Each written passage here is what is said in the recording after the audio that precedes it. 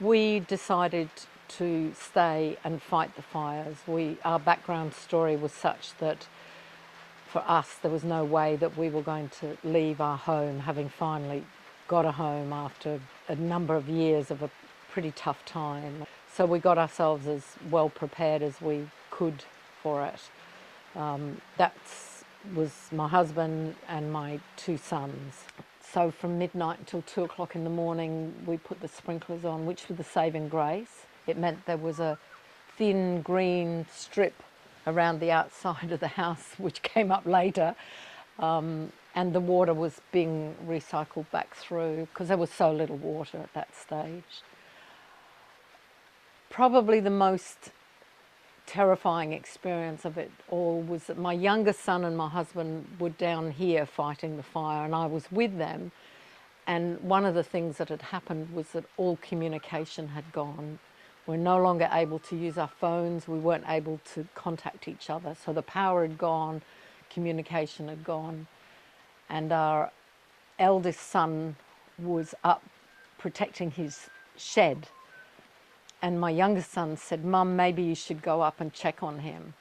And so I raced up there, and he was there with a chainsaw in one hand and a hose in the other. And that is actually his industry. His industry is trees. But I've never seen anything like it. He was waiting between the winds to chop the trees down out from where the shed was, and it had all been cleared really well, but there were still trees there, and holding the hose. So in between, I mean, it was really scary. And he said, "Mum, I'm so glad you're here," and he gave me another hose. But he had 3 really massive tanks. Only the one in the middle had any water in it at all, and the water was about this deep. And that's what the hoses we were using. And the tanks sat like this, and you couldn't actually get through them. So I'm in this bit and he's in this bit.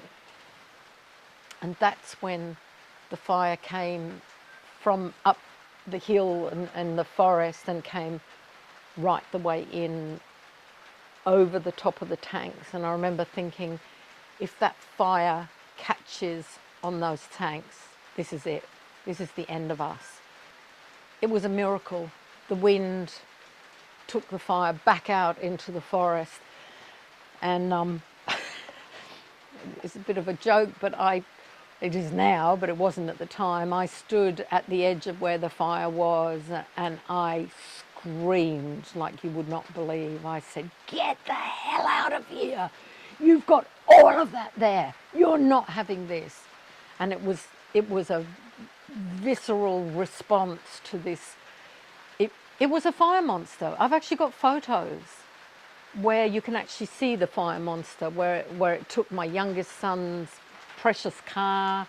And afterwards, my son, he grabbed me and held on to me, and he said, "Mum, that's the most terrifying thing I have ever been through."